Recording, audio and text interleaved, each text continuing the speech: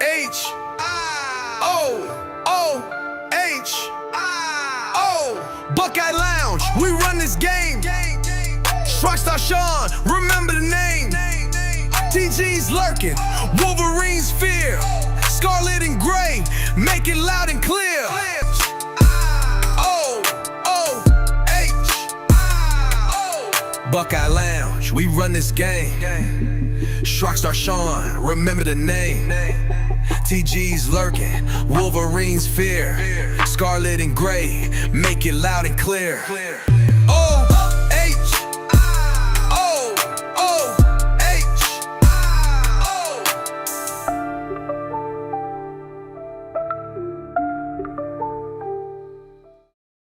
Ladies and gentlemen, boys and girls, Buckeye fans of all ages, the Ohio Podcast proudly brings to you a special live Buckeye Lounge Ohio Podcast. Tonight, I'm your host, the Rockstar Shaun Schrock. With me, my co-host tonight is Mr. Knoxville Nate. And tonight, we have a very special guest, a big-time, great author, accomplished author, sports writer, and big-time Ohio State fan, Mr. Jeff Snook. Jeff, welcome to the show. Hey, you guys, thanks for having me on. I appreciate it. 7:30, yeah. Jeff, you're down in Texas right now. Yeah, we're in Dallas for the Cotton Bowl, a couple days away, and it's been in the 80s the last couple days, and turned chilly today. It's about 40 degrees outside. Oh, that had to be horrible compared to the 20s we're here in Ohio today. So, hey, good thing we're playing in Jerry's World on Wednesday night. So, the field will be fast, and the fans will be warm, and weather won't be an issue. See you, brother. No, the weather should be good for this one, Jeff. And after watching the entirety of the 2025 season, I just wanted to get your thoughts on what your expectations were for the 2025 season before it started, and then looking back on it, how do you think it kind of played out with finishing up 12-0, and then obviously the Big Ten championship game? Well, losing as many players as they did to the NFL, I believe 14 were drafted. Correct me if I'm wrong. Correct.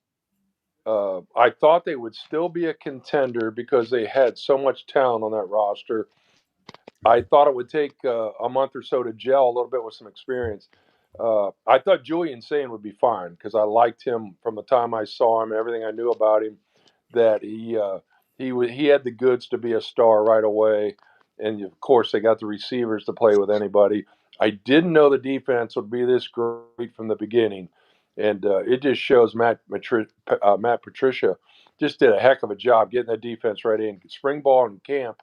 And they came out, and they were just the best defense in the country from the time the Texas game kicked off all the way through the Indiana game.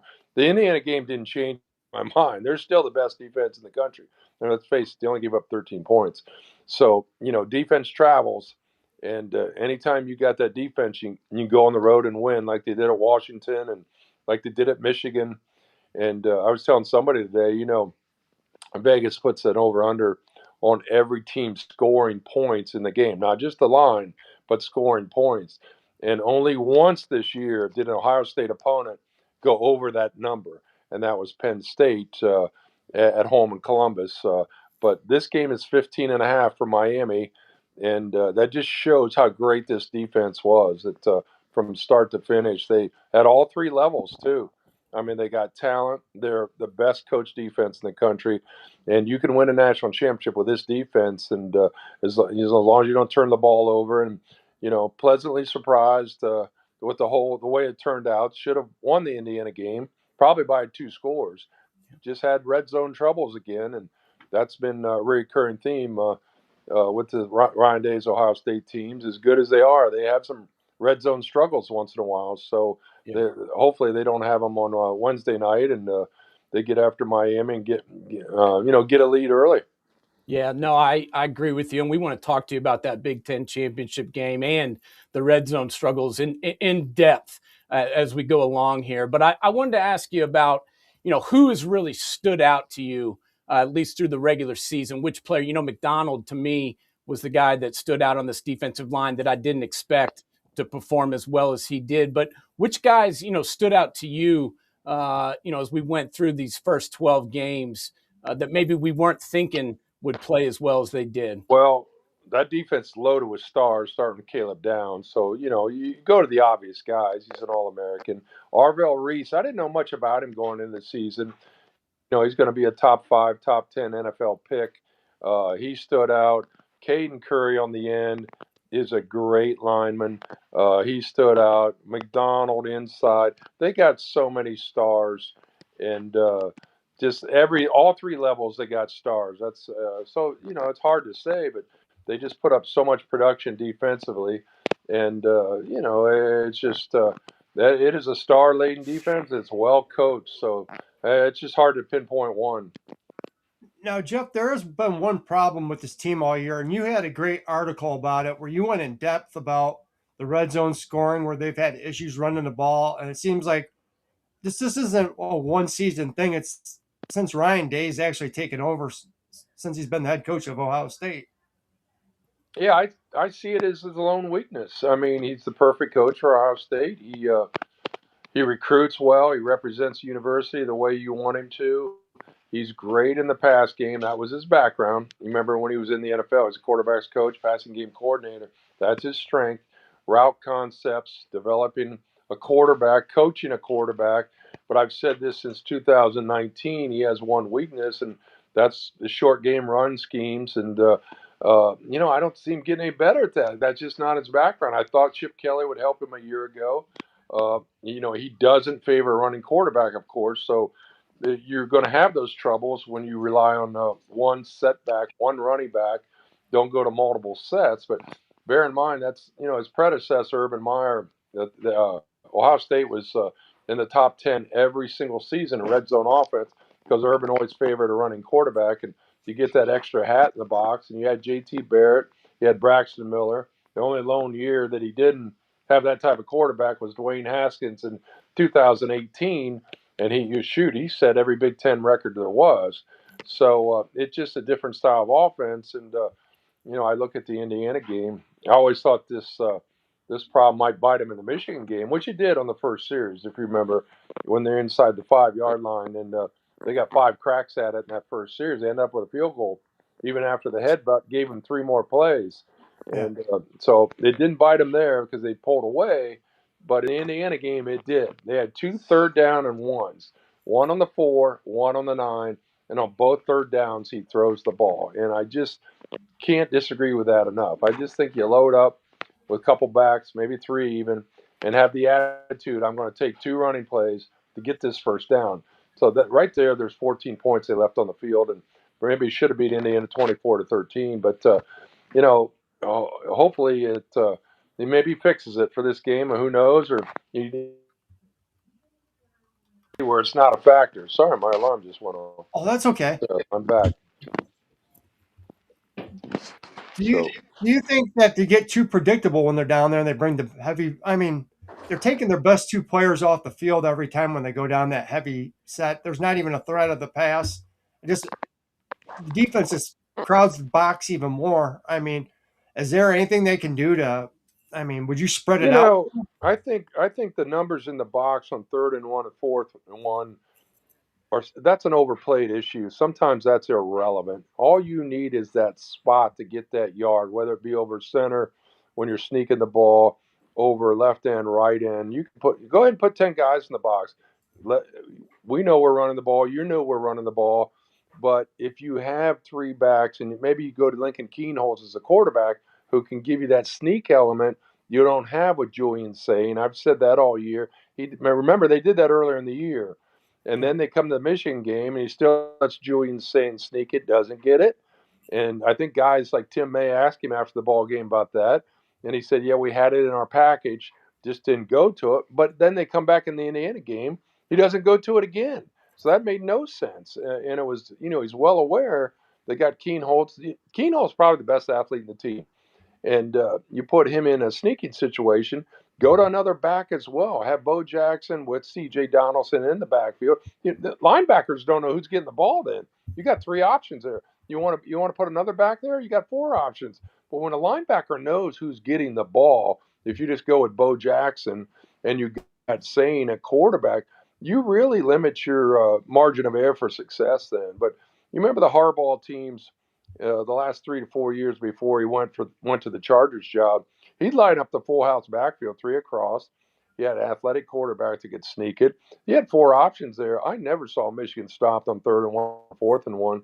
And he just said, "Hey, we're running the ball. We know we're running the ball. Try and stop us." And I'm not talking about 3rd and 2. I'm talking about that crucial yard, Mhm. 3rd and a foot, 3rd and a yard, 4th and a foot, 4th and a yard. You got to be able to knock people off the ball, and get that yard by running it, not throwing it. That's what the great teams do, even when they know you're going to do it. And he just has not been able to do that. I mean, throwing the ball in those 2 3rd-and-1s to me is coaching malpractice. Now, bear in mind, I say that, and Ryan Day is still the perfect coach for Ohio State. He's just got a different philosophy on it, and your margin of error really goes up. And if you see, Indiana had it well covered both times. I think he was running Jeremiah Smith on a in and out on the first one on the 4 yard line. On the second one, they had 2 levels, and Indiana jumped both routes. So I mean, it's got to be perfect in the pass game. In the run game, it doesn't need to be. So it is what it is. We'll see if he fixes it, and hopefully, it won't be an issue. Yeah. And, in that Big Ten title game, we got to give Indiana some credit too. I mean, they played pretty well. I was impressed with the way that their line, offensive and defensive lines played. What did you think about the way that Indiana went toe to toe with Ohio State? Were you surprised by the way that they played against us, or not? No, they got a great defense, and I mean, they can stop the run. They can run the football. They got talent. They're well coached. I wasn't surprised at all. I thought Ohio State would be able to throw the ball between the 20s a little better and jump out to a lead, and that never happened. And if you remember, he had Jeremiah Smith for a touchdown uh, once on a deep route. And he underthrew it a little bit, and they didn't get any points. Then that ended up I think that was a fourth. I think that was the play they went the series. They went down there and got nothing out of it, if I remember. But Bo Jackson almost dropped or almost popped one for a touchdown, and the defensive tackle reached around and grabbed him by the thigh, if you remember, brought him down. But no, they left a lot of points out on the field. But no, nothing Indiana does surprise me. This guy, what he's done there from coming from James Madison. I mean, I can't remember a coaching job is just a drastic turnaround in 1 year to 2 years. I mean, last year he was a Cinderella story of college football, but they still lost their last 2 games. They lost to Ohio State and then Notre Dame in the playoff. But they Yep. beat Purdue in between. But this year, he upgraded his quarterback with the transfer from Cal Mendoza, who wins the Heisman. And but they're just, oh man, they're almost flawless the way he coaches the game. He's got them motivated. He's an expert at motivation. They don't beat themselves, and they win the run game. They win the run game defense. I really expect them to handle Alabama pretty easily. Now, a lot of people, I'm shocked that line's only 7 points, but there's no stage too big for them either. That's the other thing. You think these programs that haven't won before historically, and they get the deer in the headlights look in the Rose Bowl in a big game, that's not going to happen to his teams. There's no moment too big for them. They're a threat for the national title, and I really expect Ohio State and them to play one more time in Hard Rock Stadium, January 19th. I really do. Yeah. No, I do too. And, I was wondering, the Coach Hartline obviously finally getting his chance to become a head guy, going to South Florida, which I'm very happy for him. But I kind of felt like once he took the job that he should go and go be the head coach there. He stayed in, and there's some questions about who was actually calling the plays. What did you think about him staying on as the offensive coordinator through the rest of the season after he had already taken the job? Well, he's staying on. I'm not sure he's still the offensive coordinator. I mean, Not anymore. Definitely Right, not. I know. I'm just saying semantics. But Ryan Day's going to call the plays, which is the right decision. I've dealt with this in the past as a beat writer on teams, and I'll take you back to 1998. Florida State offensive coordinator is a guy named Mark Richt. Yep. That was my beat then, the Seminoles, and they go to the Orange Bowl to play. I got the right year there, and they played Oklahoma. Game ended up 13-2, and Mark Richt stayed on to call the plays that night for Florida State, and they didn't score a point offensively. And Mark Richt admitted it's one of the biggest mistakes of my life. I should have just gone ahead and gone to Georgia because my time was divided. I'm trying to come up with a game plan. I'm trying to call plays. I'm trying to coach at Florida State as I'm recruiting at Georgia. Excuse me, and putting together a staff at Georgia. And I cheated Florida State out of a chance to win a national title. So that was my first exposure to it. And I really delved sort of deeply into that issue. And I've seen it work both ways. I've seen it not work. So I mean, and you talk to Nick Saban, he's seen the same thing. He had a guy named Lane Kiffin there as a coordinator, took the FAU job, and about 2 weeks into that experiment, he said, "Lane, it's not working here. You need to go to Boca Raton, pack up your stuff, and get out of here right now because you're not devoting enough time to our game plan and things you need to do." And then he's had guys like Kirby Smart that stayed with him as a defense coordinator when he took the Georgia job, and he devoted his full time to having a game plan for Alabama before the playoff. I take it back. That was a BC. Yeah, it was a playoff, and they went on to win a title that year. So I've seen it work both ways. It depends on the individual. The guy's got to be mature enough to coach where his feet are. Wherever you're sitting or standing, you owe it to that team, those players, that program to give 100% of your effort. And if you're not going to do that, you need to move on and take the next job that you're going to. So it was the right thing to have Hartline still be a part of this team, but yet take the play calling duties away from him. Because to call plays, that isn't the night of the game. That's 3 weeks of prep. Yeah. You need to study every angle of that Miami defense, all the games they've played, where their weaknesses are, where their strengths are, down and distance, timing, everything, all the personnel. You need to know the backup left defensive end if he comes in the game. What's his strength and weaknesses, and so on and so on. How to attack him. You can't do that when you're recruiting for South Florida, putting together a staff for South Florida. You're going to have to it doesn't always work out. So I think Ryan Day made the right decision there. How do you think he did as an offensive coordinator as the first time this year, Brian Hartline? How would you grade him? I know you've seen lots of offensive coordinators in the past year. How did you think he did?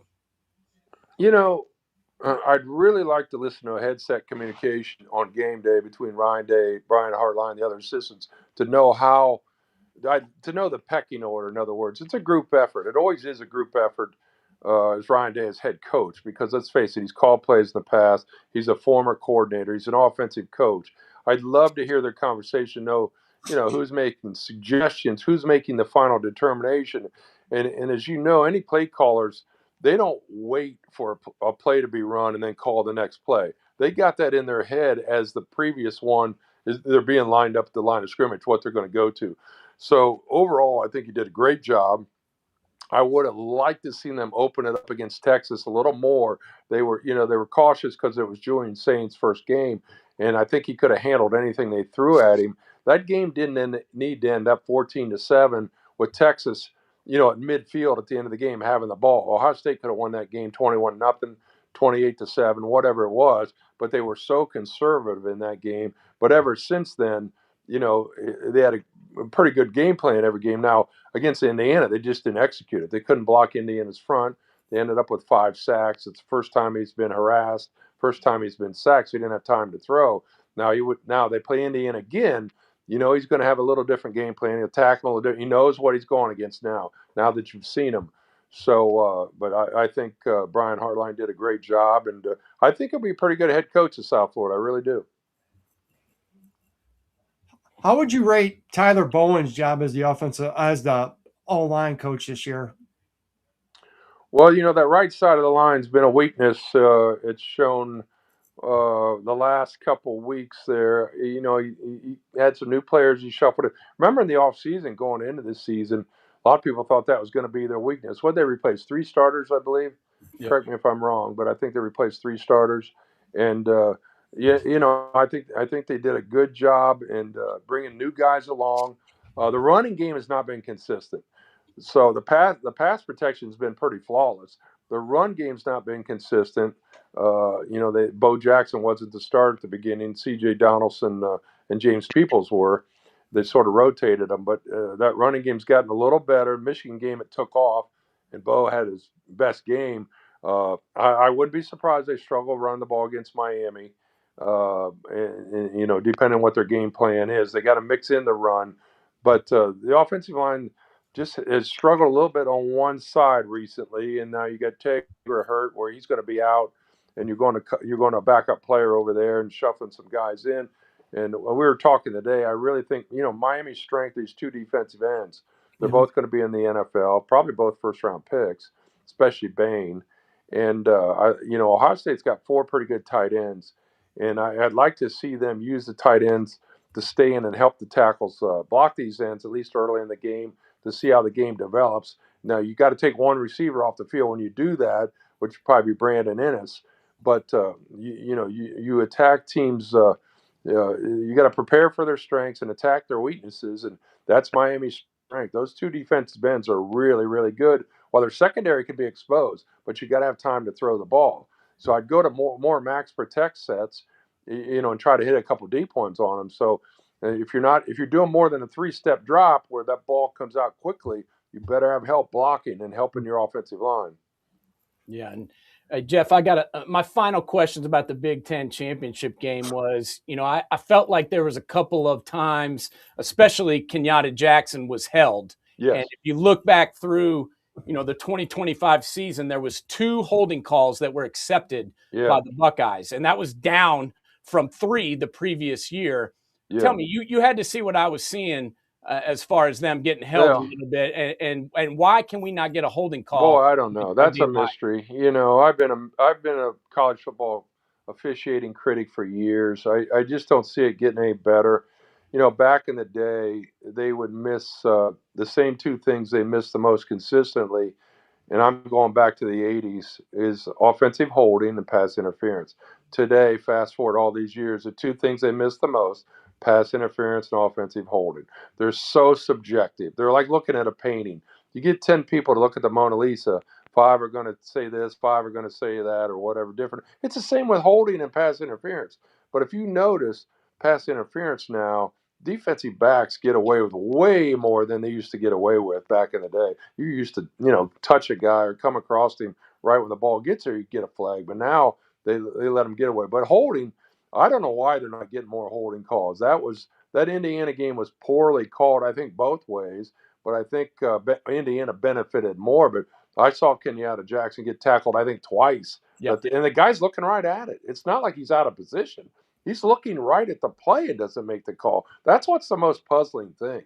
Yeah. So you stumped me on that one. I don't know why with these pass rushers they got, Caden Curry and McDonald, all these guys, you could get only two holding calls all year. That's unheard of. And it was the same thing last year, if I remember. Yep. So I have no explanation for that.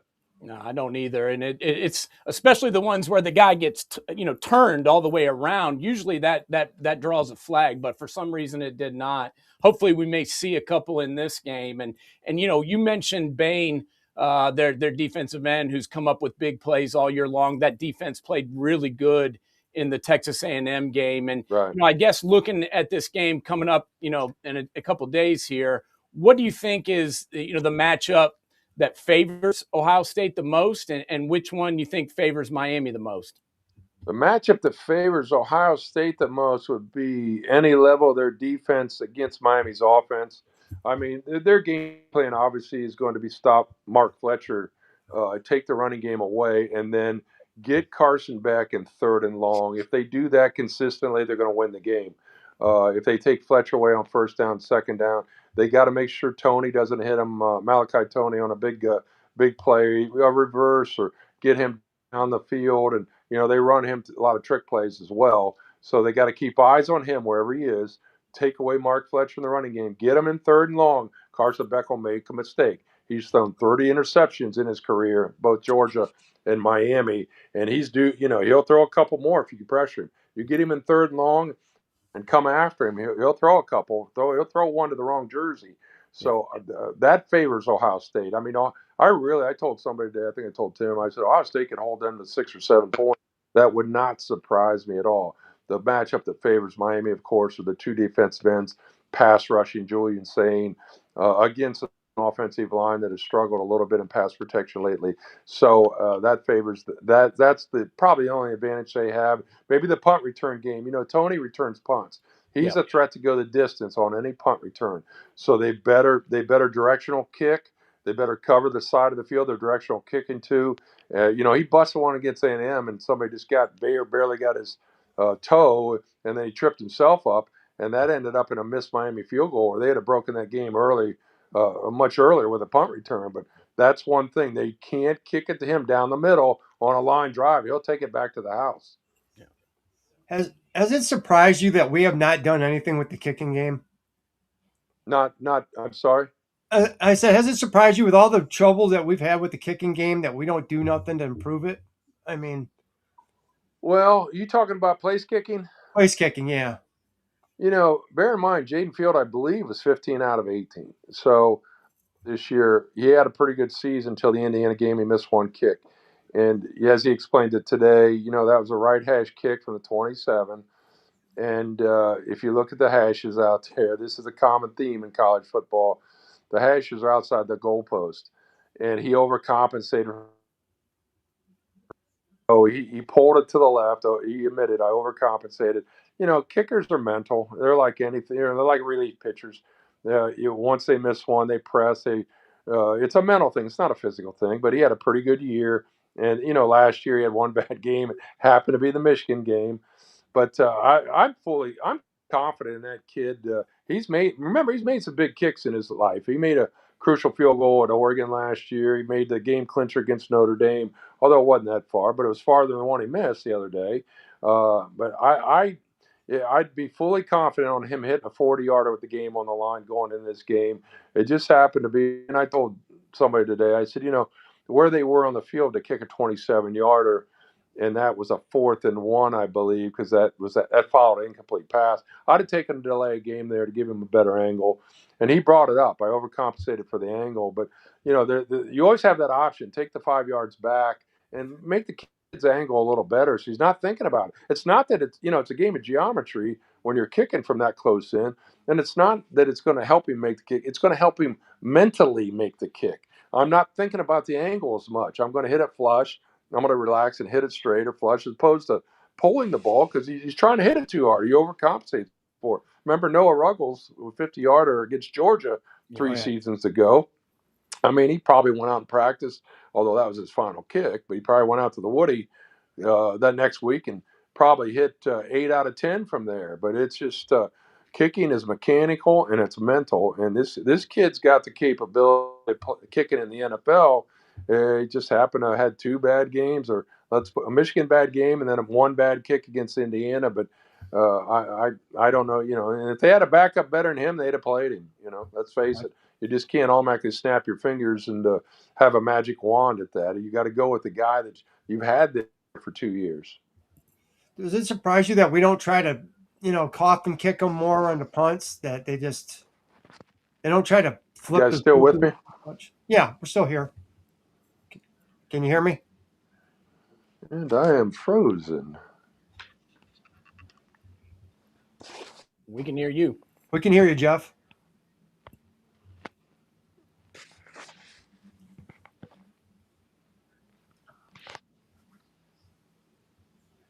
You guys, I'm not picking you up. If am I still with you? Yeah, we got you. We got you.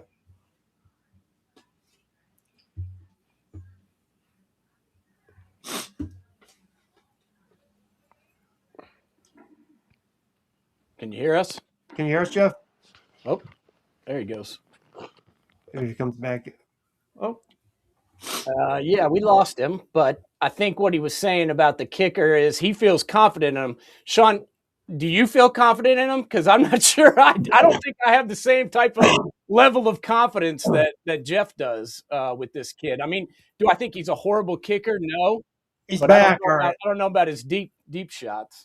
You know, honestly, I thought he had been doing great and he kicked a lot in a row. It's just, you know, he missed that one in Indiana, like Jeff said. It was just like all I could think of was here we go again, with the Michigan game. But I mean, who knows?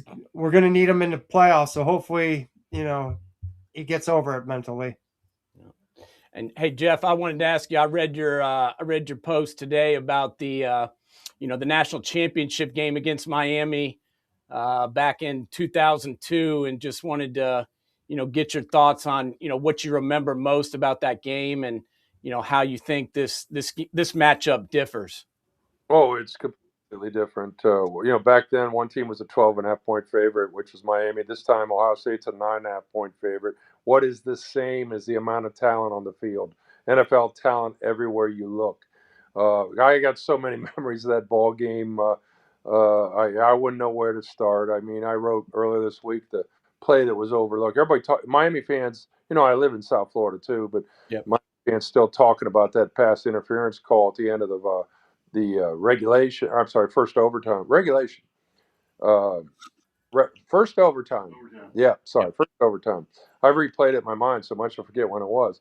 But, there's a 3rd and 6 play in regulation that Ohio State had on their own 32 that Chris Gamble gets held out of his break and they don't call it. He catches the ball in bounds, rolls out of bounds. They don't get that right. Now, remember, that's before instant replay.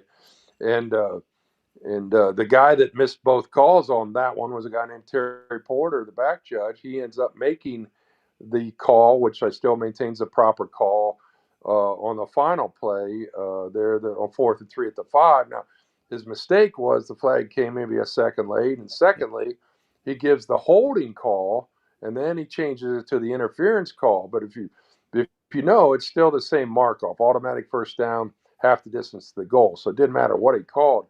And he was vindicated. Big 12 supervisor officials, Big 10 supervisor officials, a lot of independent officials had no stake in the game, said he got the call right. And I believe he got the call right. Now, people are going to say that's because I went to Ohio State and I'm a Buckeye. But if you watch them as Chris Gamble comes off the line of scrimmage, he's clearly held. His progress was impeded. And let me give you a little backstory. Miami's secondary coach, there was a guy named Mark Stoops, who just got fired from Kentucky as a head coach a couple weeks ago. There's a long time out before that play.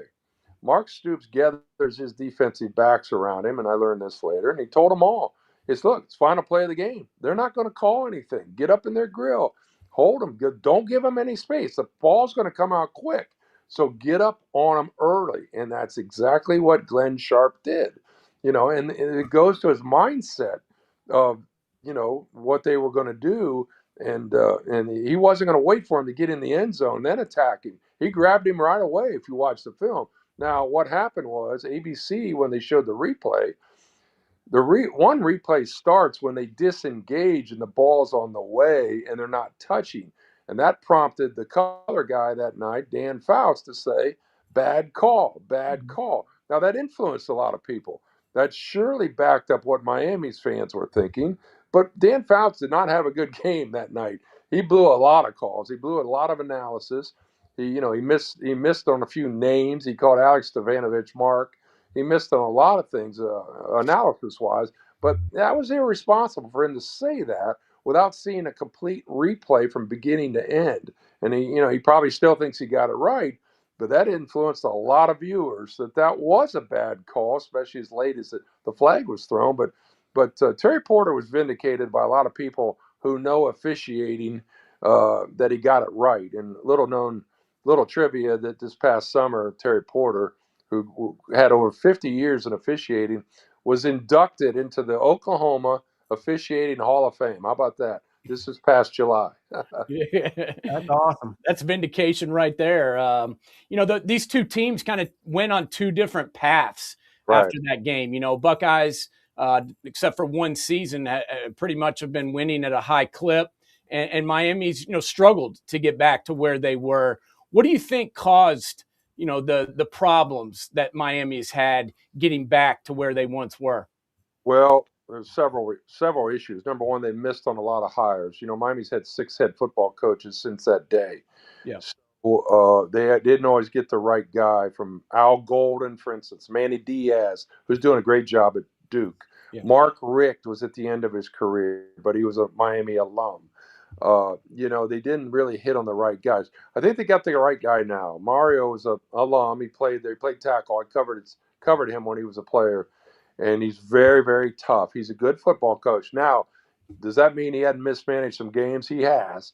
If you watch the Georgia Tech game a year ago in Miami, it's one of the big coaching malpractice jobs I've ever seen. He could have run out the clock with 3 knees. Instead, he handed it to a tailback to get 100 yards. They fumbled, and you never heard of Haynes King until that day. He had 2 passes, and he hit one in the end zone. They won the game. So he's had some bumps along the road. He's a recruiter. He can. Boy, I'm off center again.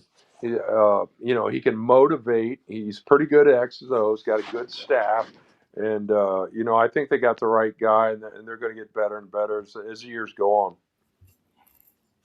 Plus, they have a strong NIL behind them. So, I mean, they should be. We've been hearing they're back for a while now, but do you think they're actually back now? Well, you never know. I mean, let's face it; they could go 7-5 next year.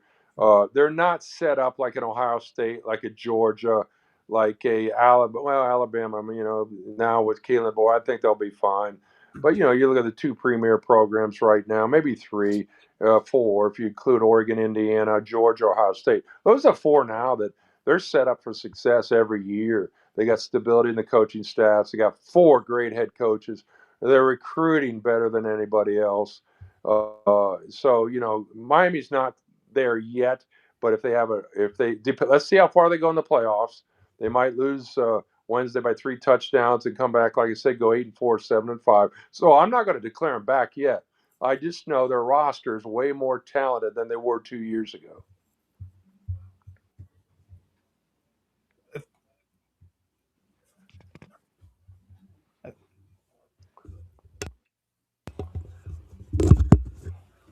Can you hear me? Now I can. Okay. Sorry, I hit my mic. If there's one other team besides Indiana in this playoff that scares you, or you think could give Ohio State a tough game, who do you think it would be? I'm sorry, repeat that one more time. If there's another team besides everybody expects Indiana to be the next tough team besides Ohio State. Is there another team that you see on the way that could really give Ohio State fits in the playoffs? Oh, yeah, Georgia could. Ohio State does not have an easy path. They got 3 very difficult games, starting with Miami, then the winner Georgia Ole Miss, which I expect to be Georgia, but you never know. Mississippi's highly motivated. They've already played once. Georgia won 42-35 in the shootout in Athens. So no matter who wins that game, that's a tough game. Once you get by the 4 bye rounds, which we just had, the 4 bye games, there's no easy games. And then they play. I'm suspecting, I expecting they're going to play Indiana. So no, there's no Ohio State doesn't have any cakewalk left. They got a tough path for a number 2 seed. And let's face it, Miami's a 10 seed, and right now, if you'd ask me who would you rather play, 8 seeded Alabama or 10 seeded Miami, I'd say the higher seed in Alabama. But it didn't work out that way. They needed to win that game, just go to the Rose Bowl because they'd have played Alabama. But it is what it is. I mean, you got to win it all. You got to beat these teams anyway. But and I think I'll be honest. I think they got a little break by Miami beating A&M for one. One reason is this crowd would have been a lot more diverse on Wednesday night versus having 95% Ohio State fans. And I think they match up better with Miami's offense than they do A&M's offense with Marcel Reed having to spy him and run around. And I'm sure Matt Patricia, I believe he would think the same thing that they just match up better with Miami's offense. So it's going to be interesting to see what happens, but it's not an easy path by any means. Yeah, no, I agree with you. I think playing Miami in Texas is much better for us than playing Texas A&M in Texas. But you mentioned the first round games and how there's really no gimmies after you get past that. How do they fix that, Jeff? Do you think they take the group of 5 teams out? I mean, how do they fix these first round games? I just think one group of 5 teams enough, not 2. They want to spread that money. Let's face it, it's a money issue. They want to spread that money around, and they've had that agreement with the presidents to do that. But there's no reason that both James Madison and Tulane should have been in this thing. I'd say just one of them. Notre Dame, to me, really got the short end of the stick this year. I look at the teams that are capable of winning it all, and let's face it, James Madison, Tulane are not. Notre Dame is. Notre Dame is capable of winning this national championship if they got in the playoff. And they really, I don't want to use the word screwed, but it was not fair what happened to them. And everybody could say, well, they should have beat Miami in the opener. Sure, they should have, but they won 10 in a row, and they were talented enough to win it all. I felt bad for them. I'm not a Notre Dame fan, but I just feel bad for Jeremiah Love and those seniors that played their last game thinking they had one more left. And so now they got to get rid of the two group of fives. And I'm not for expansion. I'm not for 16 teams. I think 12 is the right number. Actually, I thought 8 was the right number, but now you got the bye weekends with the other 4. But I just think 2 group of fives is too many. They got to set up parameters. If you have a great group of 5 team, to get them in there, but not the 2 that have 2 that appeared this year. Yeah, I agree with you. I don't think you need to force 2 of them in there. If there's one like a Cincinnati we saw a couple years ago, something like that, I think it makes sense. But I don't really get putting 2 of them in there like they tried to do. But I agree with you. I think 12 is the right number. I don't think expansion is right. I mean, lots of years there's not 12 teams that can compete for the national championship. I think that's, And you're always going to argue. If you have 12, we're going to argue over the 13th, 14th. If you have 16th, you're going to argue over the 17th, 18th. It's just like when we had 4, the 5 and 6. Remember the very first year, TCU and Baylor were 5 and 6, and they bumped Ohio State up to 4 after beating Wisconsin 59 to nothing. Yeah. And those teams had arguments. So there's always going to be an argument no matter how many teams you have. I agree. What do you think about potentially putting these second round games on college campuses instead of doing the bowl, game? No, I like it the way it is. I think one round on the college campuses is enough. I want these major bowls like we're seeing now, the cotton, the peach, the orange, the sugar, the rose, to be involved in the playoff. They deserve it. They've given so much to college football since 1935 that they deserve having bowl games. And, you want them in good weather. Let's face it. When you get to the quarterfinals and semifinals, you don't want a snowstorm affecting those ball games. You want them played indoors or out, in a warm weather climate. And I think it's perfect the way it is. 4 home games, and then you get to the final 8. You have a neutral site game in warm weather or indoors. So it's pure football. Do you think the Rose Bowl should ever host a national championship game? Say that one more time. Sorry. Do you think the Rose Bowl should ever host the national championship game? Well, I yeah. feel like, Isn't it I in the feel rot? that's I think it's still in the rotation to do so. I believe. Am I wrong on that? No, I think it is. Is it? Okay. Yeah, I thought the agreement was with the 4 majors plus the peach to be in the rotation. I might be wrong, but the rotation now is a little different. Like for instance, the Orange Bowl is hosting a game this weekend, the quarters, and the same stadium's coming back and host the national title game January 19th. And I think the Rose is in that category along with the Sugar. And when I say the Sugar, what I mean is the Superdome. It's like when I say the Peach, I mean the Mercedes-Benz Stadium, like last year. Okay. There was a Peach Bowl, and then Mercedes-Benz Stadium hosted the championship game. But I might be wrong about the Rose on that. Maybe it's just the Rose Bowl and not hosting the national title game. So I'd actually have to look that up if they're in the rotation. But it's a bidding, it's a bidding process on that championship.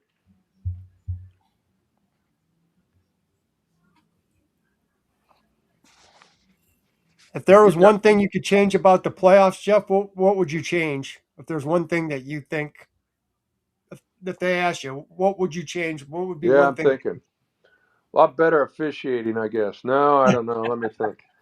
Um, I don't know. I wish we weren't playing New Year's Eve, but you got 1 on New Year's Eve and then 3 the next.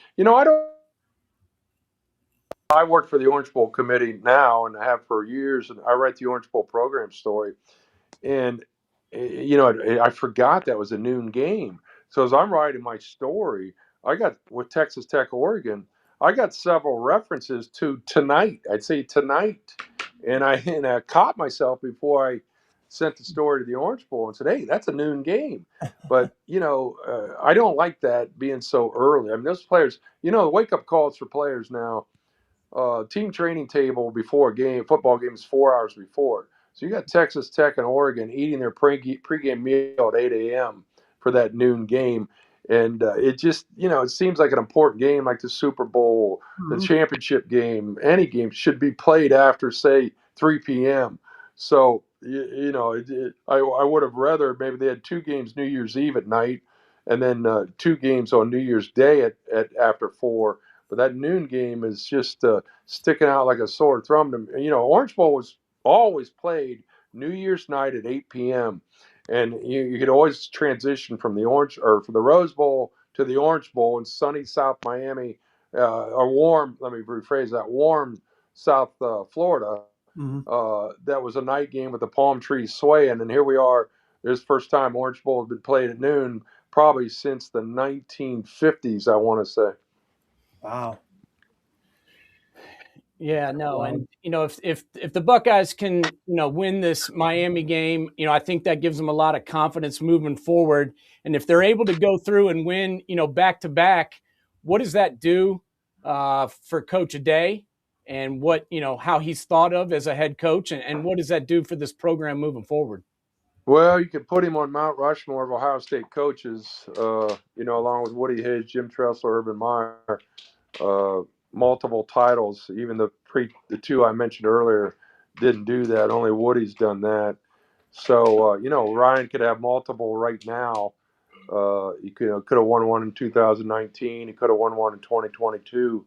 So, I think he's going to win more than one before he's done. And you're still a relatively young guy, so the sky's the limit. But you get in this position with a high seed, and you got to win them. So. Yeah. No, and I got last question for you, Jeff. What do you got on the score with the Buckeyes versus Miami? Who wins, and what do you got as the score? I'm sorry, you guys, I didn't hear that. I just said with this game coming up, Buckeyes versus Miami, who you got winning, and what do you got as the score Damn, I can't hear him. One more time. I got distracted by Tim May. We'll blame it on him. I just was asking who thought's going to win this game, and what do you got as the score between Ohio State and Miami? I got Ohio State 27-10. I think they'll shut down Miami's offense, and I got 27-10. I'd say 3 touchdowns wins the game. Hey Jeff, before we let you go, can't host the championship game. Thank you. Oh, Tim updated me. The Rose Bowl cannot host the championship game. It's insisted on being around January 1. Right. And number 2, it doesn't have the suite and all the infrastructure. Yeah, it doesn't have the infrastructure they need. They're hosting this now in Super Bowl stadiums like Mercedes-Benz Dome and Hard Rock Stadium. So that's exactly what they need. And Tim said they don't have the suites and so forth for the income. So, besides fetching me snacks and drinks once in a while, he comes up with a tidbit and is very helpful. And he just came up with a great one. He's not the legend for nothing. Hey, before I let you go, Jeff, you've been really kind with your time. I want you to plug your book that we got the picture. Hey, thanks for promoting my book. Yeah, it's my newest book, From Ohio to Okinawa. It's on my father's World War II service. I see the picture there. And, I taped my dad for 70 hours talking about World War II and the combat battles he had before he died. It took me a while to write it, but I finally got it out. And you can find that at Amazon.com or JeffSnook.com right now. So, yeah, thanks for giving me that plug. I appreciate it. Anything else? Let people know how they can find you. Yeah, JeffSnook.com, Amazon.com. Type in the title on Amazon From Ohio to Okinawa. But go to my website, JeffSnook.com. That's the easier way. And you got plenty of other great books too that you've wrote too. So what it means to be a Buckeye. Hey, thanks, guys. I appreciate you plugging them. Hey, you got an open invitation anytime you want to come back. We appreciate you giving us your time. No problem. Anytime. Call me anytime. Happy New Year. Look forward to the game. And you guys have a great night. All right. Enjoy the game, Jeff. Thanks. You too. Enjoy the game. Go Bucks. That was excellent. You know, Dad, you are very knowledgeable.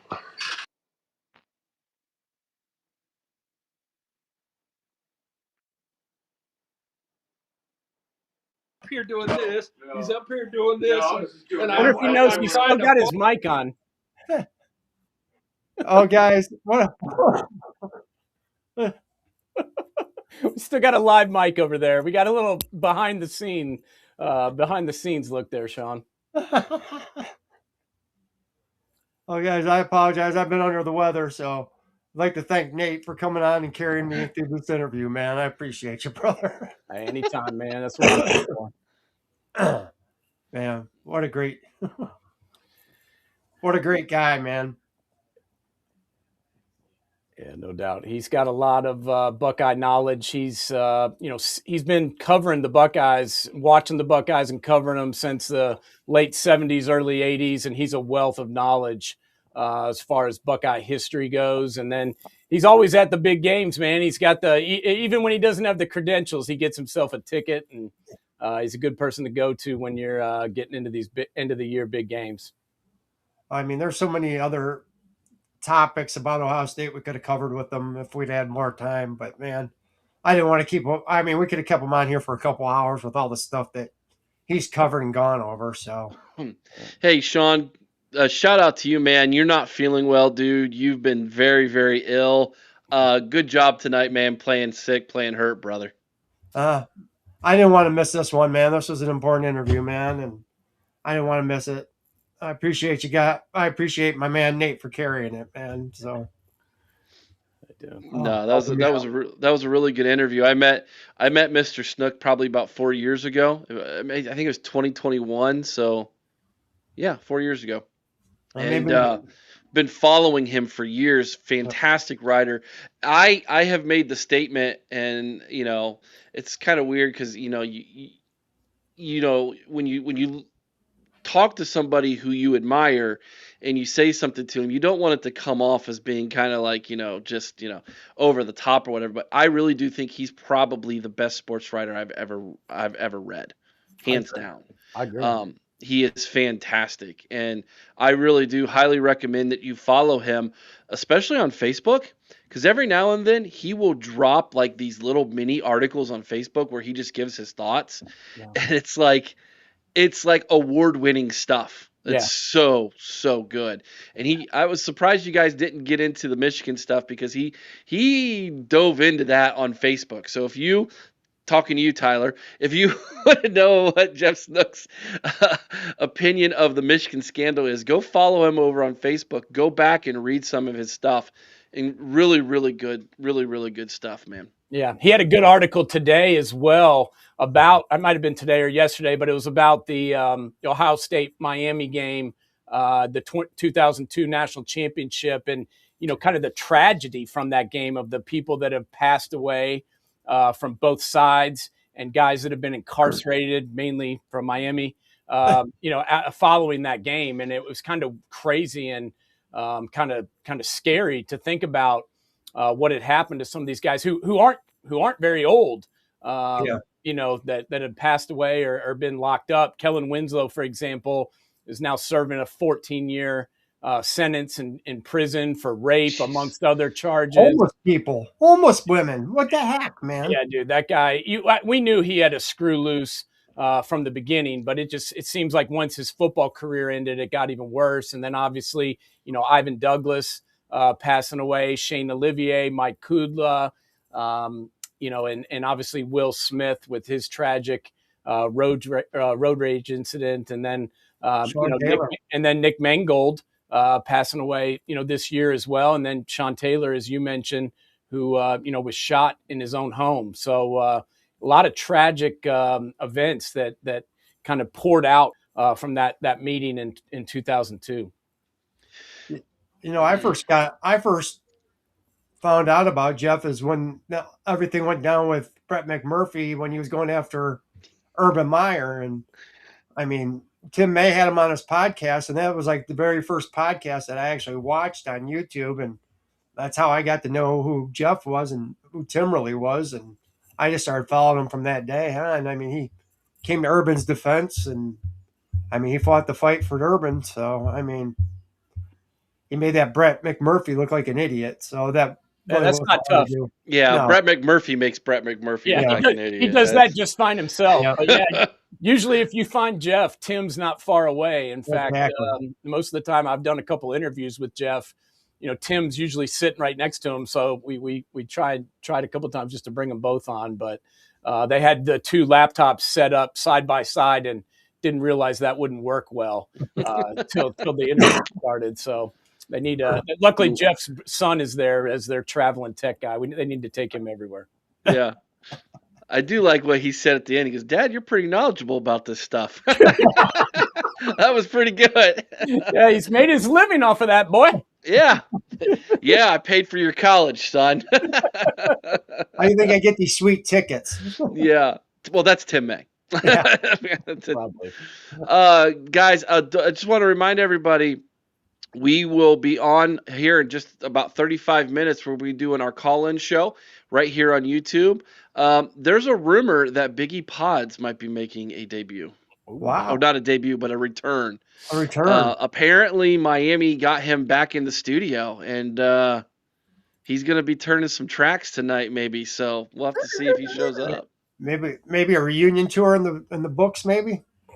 It's a possibility. Y'all have to show up at 8 o'clock to find out. All right. So excellent job tonight, boys. Shaun, what do you got going on tomorrow? Do you guys have a? We don't have anything going on tomorrow. We're just gonna do a regular show.